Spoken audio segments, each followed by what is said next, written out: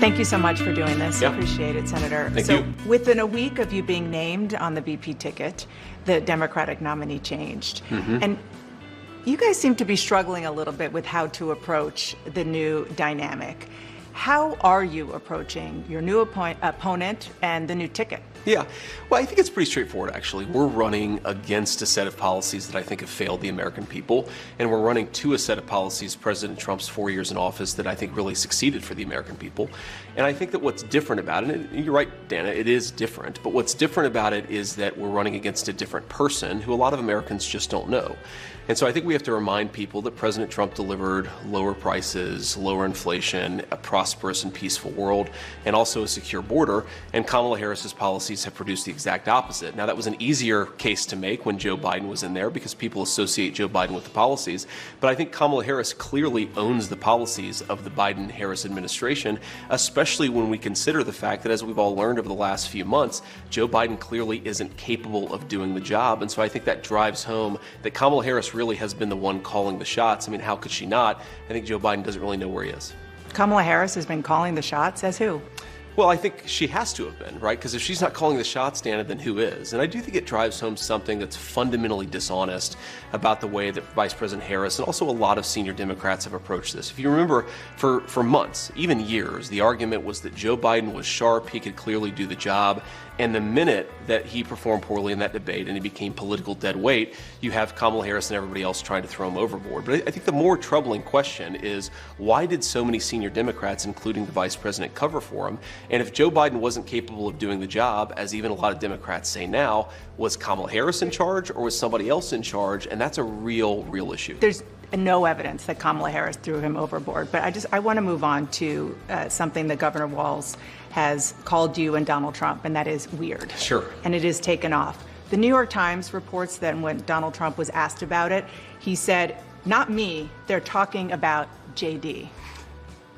Well, certainly they've levied that charge against me more than anybody else, but I think that it drives home how they're trying to distract from their own policy failures. I mean, look, this is fundamentally schoolyard bully stuff. They can accuse me of whatever they want to accuse me of. As Harry S. Truman once said, if you can't take the heat, stay out of the kitchen.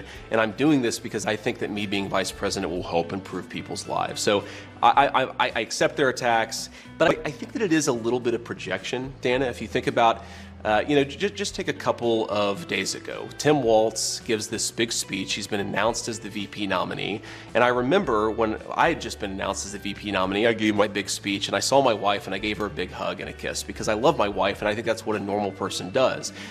Tim Walz gave his wife a nice, firm Midwestern handshake and then tried to sort of awkwardly correct for it. So I think that what it is two people, Kamala Harris and Tim Walz, who aren't comfortable in their own skin because they aren't comfortable with their policy positions for the American people. And so they're name calling instead of actually telling the American people how they're going to make their lives better. I think that's weird, Dana, but look, they can call me whatever they want to. You're saying Tim Walz doesn't have affection for his wife? I don't even understand that. I said that he acted weird, which he did, on a national stage in front of his wife and in front of millions of Americans who presumably were watching at home. And I think that it's projection, Dana. Look, I think this election should be about who's going to solve the inflation crisis, who's going to make groceries and housing more affordable, who's going to secure that southern border. Kamala Harris's record is that she supported all of the policies that made that problem worse, Dana. We're trying to say we're going to take the country in a different direction. I really think that it's important to point this out, Dana. Their entire campaign has not been about, here's our policy for how we're going to make your life better, or here's what's wrong with Donald Trump and JD Vance's policies. We're going to name call and hope that you don't notice that we don't have an agenda. That is the entire Democrat approach to this election. They have done both. They have both policies, and they are trying to define Dana, you as well. If you go to Kamala Harris's campaign page right now, they still don't have a policy. Well, let's talk about policy positions about what they're going to do. I think that's really insulting to Americans. You started out talking about the policies in this interview, but you have been on the campaign trail questioning Tim Walz's military record. You say it was shameful that Governor Walz retired from the military before his unit deployed to Iraq. I want to read you something that Joe Eustace, who is a veteran, he served with Governor Walz, said. He said that's a lie. He said he was as good a soldier as you'll find. I'm not trying to defend him. I hope people don't think that. What I'm trying to do is defend someone who served his country. I'm not voting for him. I'll campaign against him. but I don't think it's fair to characterize his service the way they have. Governor Walz served 24 years. Sure. He even stayed after he could have retired because of 9/11, more than the country asked of him. Do you honor his service?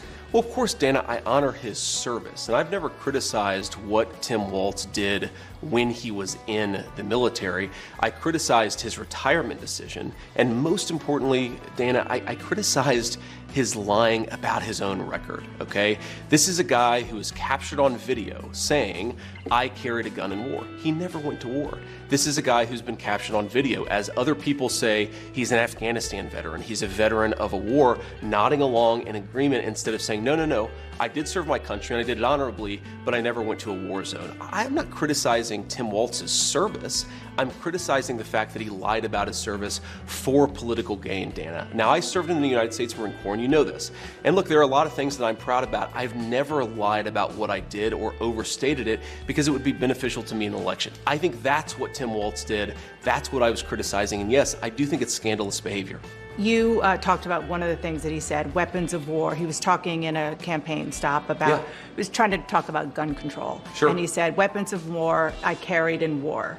I will say that the Harris-Walz campaign did say that the governor misspoke there. Sure. Do you accept that? He misspoke. Another word is that he lied about it, and he didn't correct the record for 15 years until he was put under political pressure because I called it out, Dana. Whatever you want to call it, a misspeaking or a lie, I think Tim Walz should have to correct the record. Now, you pointed out a soldier who defended his service. There have been a number of soldiers who served with Tim Walz who have criticized him on the exact same grounds that I have because it's not right to misstate or to embellish what you've done, and I think that's what he did.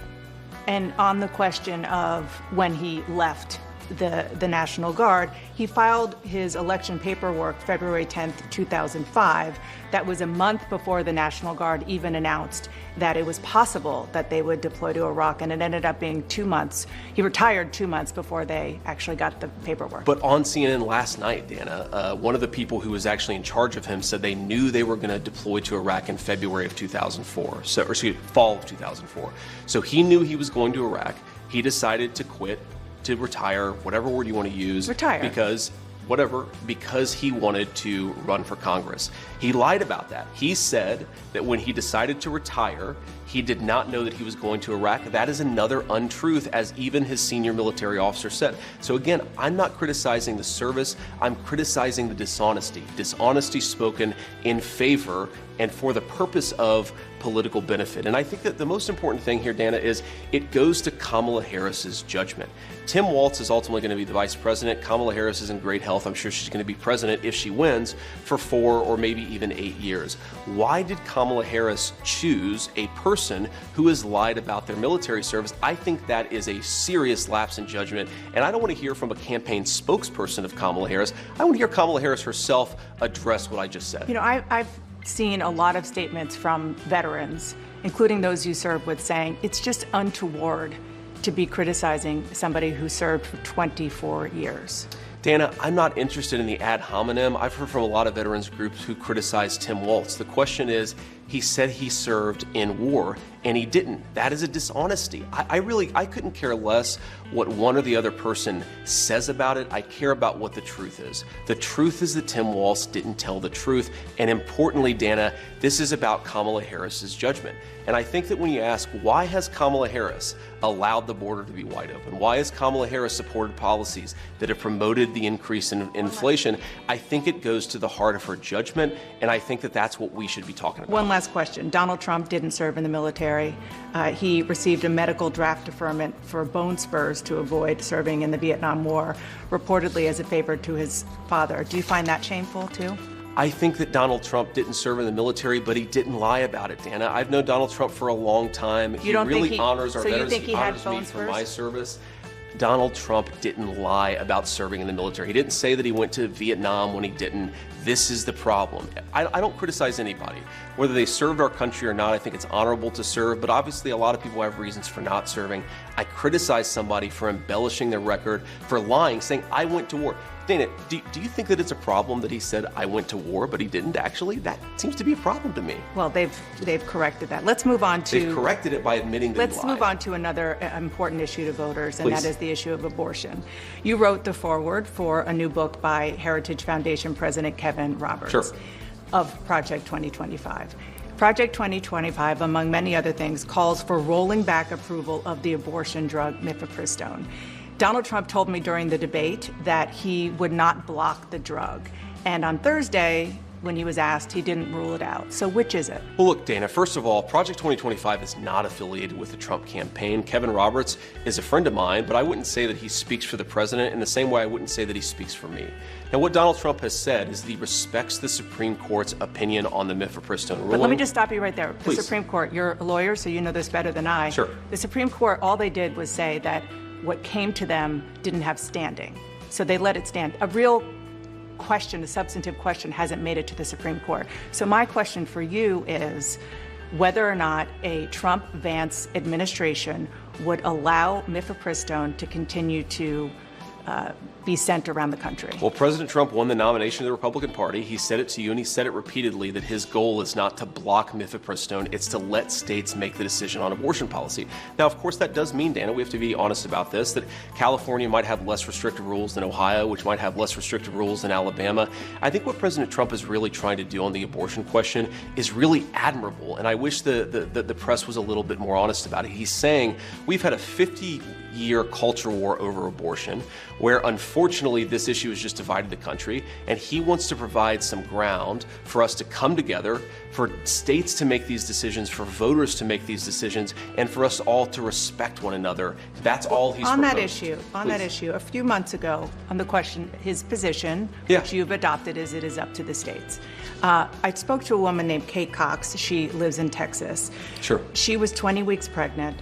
Her fetus was diagnosed with a disease called, it was a deadly genetic condition called trisomy 18. She said that carrying the pregnancy, she was told this by her doctors, to term, if the fetus even survived, would hurt her chances for having more children, which she and her husband desperately wanted. Why is not allowing her to end that pregnancy helpful or supportive of expanding families like you want it to be? Well, first of all, Dana, my heart breaks for this woman. I don't know her personally. I've certainly heard the story, and our heart breaks for her. And we want people to have healthy, happy families. And it's extremely unfortunate that sometimes, medicine, the act of God, whatever happens, just doesn't work out. And what the president has said, I think, very clearly, is that he is not trying to prevent women who have non-viable pregnancies from getting access to the medical care that they need. But allowing the states to decide, a place like Texas, which has very strict laws now, doesn't allow a Kate Cox to end a pregnancy that is fatal and could potentially hurt her ability to have more kids. But what President Trump has said is that we are going to let voters make these decisions. And again, Texas might have a view that President Trump disagrees with. They might have a view that President Trump agrees with, but you've got to let the voters make these decisions. So you're comfortable with that law in Texas? I'm not comfortable with anything, Dana, because I'm not passing judgment on what these laws should be. You ask me my own personal view. I campaigned against an Ohio referendum, but I think that we have to let voters decide. And when they speak their mind, you have to be respectful. Agree or disagree with whatever voters decide, they're going to make these decisions. Welcome back to State of the Union. Here's more of my interview with GOP vice presidential nominee JD Vance. John King is doing a project talking to voters all over swing states. He talked to Republican voters in the critical swing state, must win, I would say, swing state of Pennsylvania. Of course. One of them, Carol Carty, said she was almost a childless dog lady because she didn't happen to meet the right person until she was 40 years old. Another, Joan London, was offended that you don't think she has a stake in the future of the country because she doesn't have children. What do you say to key voters like that, Republicans, swing voters, who are put off by your views? Well, what I would say, Dana, is if you look at what I said in context, the Harris campaign has frankly lied about what I actually said. I'm pro-family. I want us to have more families, and obviously sometimes it doesn't work out, sometimes for medical reasons, sometimes because you don't meet the right person. But the point is that our country has become anti-family in its public policy. Let me just give you an example of this. So after our second child was born, my wife and I, we have 3 little kids. After our second child was born, we get the baby home from the hospital. We get this ridiculous out-of-network medical bill that is financially shocking, and we're pretty well off. And that happened because we have ridiculous laws in this country that are anti-family. I've sponsored legislation to try to fix things like that so moms and dads don't get these surprise medical bills. I think it's important for us to be pro-family. That's all that I've ever said. If you want to be pro-family, I want to, because you do criticize, as you just did, the Democratic Party for being anti-family. I do. You called out Kamala Harris and Pete Buttigieg in particular. Kamala Harris has 2 stepchildren. Pete Buttigieg and his husband have adopted twins.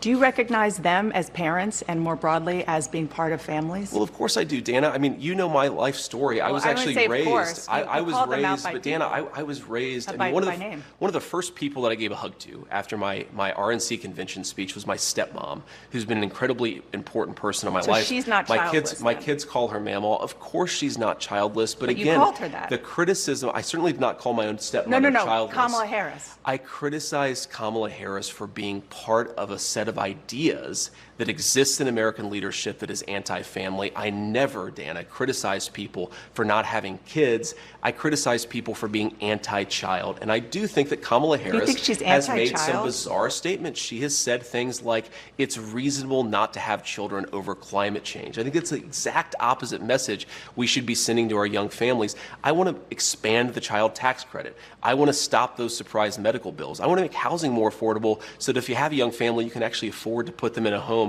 And I think that it is unfortunate that so much of our public leadership has become anti-family. One final point on this, Dana, if you go back to the COVID era, one thing that really frustrated me and motivated some of these comments is we were at a point where we were kicking kids out of school.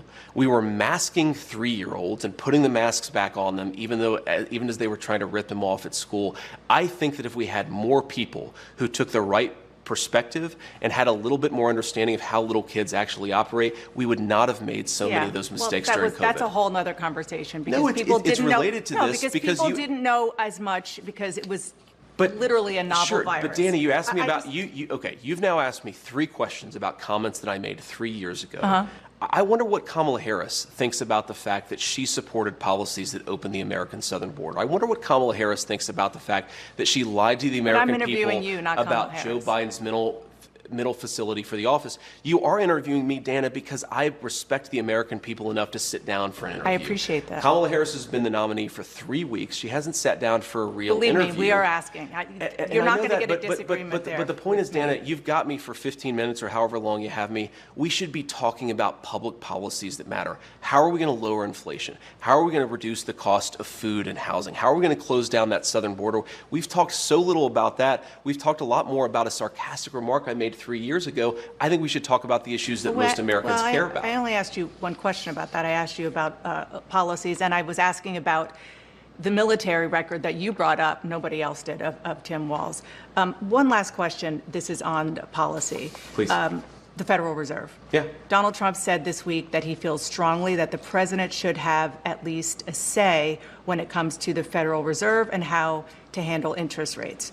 Do you agree that a president should direct the Federal Reserve on how to handle interest rates? Well, not direct. That's not what he said. He said the president should have a say. But one, I absolutely agree with what he said. Right now, the president doesn't have a say. Well, the president has a say in the sense that the president appoints the Federal Reserve governors. But he's saying, to be clear, President Trump is saying, I think, something that's really important and actually profound, which is that the political leadership of this country should have more say over the monetary policy of this country.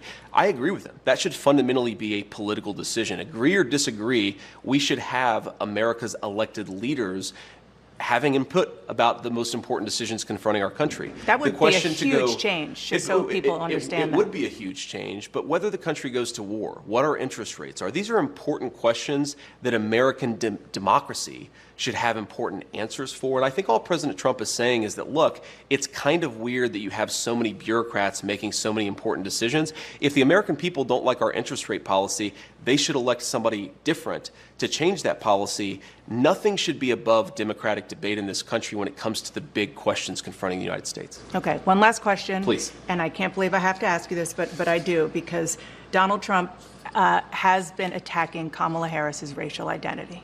He has not been, but ask your question. Well, he questioned her racial identity. He said a number of years ago she happened to turn black. Her father is Jamaican. Do you believe Kamala Harris is black? I believe that Kamala Harris is whatever she says she is, but I believe importantly that President Trump is right that she's a chameleon. She pretends to be one thing in front of one audience. She pretends to be something different in front of another audience. Look, Dana, she's not running a political campaign. She's running a movie. She only speaks to voters behind a teleprompter.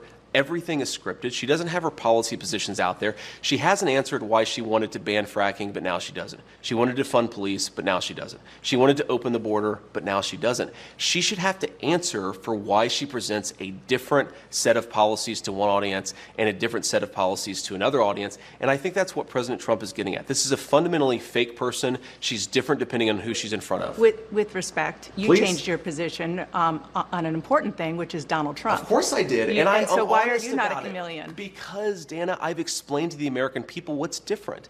People change their minds when the facts change. They should. But if you want to be the people's vice president or president, you should have to stand before an interviewer and say, this is why I changed my mind. So to everybody who's seen that I criticized Donald Trump, since he asked the question, here are two things. You didn't just criticize him. You said he could be America's Hitler. Well, that's a criticism, and I didn't say that exactly, but set that to the side. What I said about Donald Trump and what I believed about Donald Trump, two things that really changed. First of all, I didn't think Donald Trump would be a good president. He was a great president. Wages were rising. The world was more peaceful. Remember, when Donald Trump was running for president the first time, they said he would start World War III. He brought more peace to the world than any president of my lifetime. The second thing, Dana, is I believed, and I'm ashamed of it, I believed a lot of the media lies about Donald Trump in 2016. I believe that he said things like, for example, the media said Donald Trump accused all Mexicans of being rapists and criminals. You actually look at what he said, he did not say that at all. And I think it's important when you see something, you change your mind, and that's all I've done. And my pitch to the American people would be, I imagine a lot of folks who are thinking about voting for Donald Trump in 2024, maybe they've bought in to the media lies about him. Think for yourself, look at what he actually said, and I think you'll find that he's, one, a very engaging guy, but two, was a very good president. There aren't media lies. We play him and we let him speak for himself, and so people are getting exactly. I'm not accusing you of lying, no, I know, Dana. I know. You know I like you, but no, the media I know you're lies not. from time to time I know you're about not, but Donald Trump. people hear him for himself. Last question. Please. Are you going to debate Tim Walz? Of course. I want to debate Tim Walz. I think it's important, and I think that it goes to a very fundamental difference between the Trump-Vance ticket and our opposition. We believe in talking to the media. We believe in answering questions. We believe in debating. I think it's really important. I mean, look, I'm asking the American people to make me their vice president. It's really important to stand before the American people to make that case, and I'm going to keep on doing it in whatever forum I get the opportunity. We look forward to it. Thank you so much Thanks, for Dana. sitting down and taking my questions. Of course. Thank you for coming here.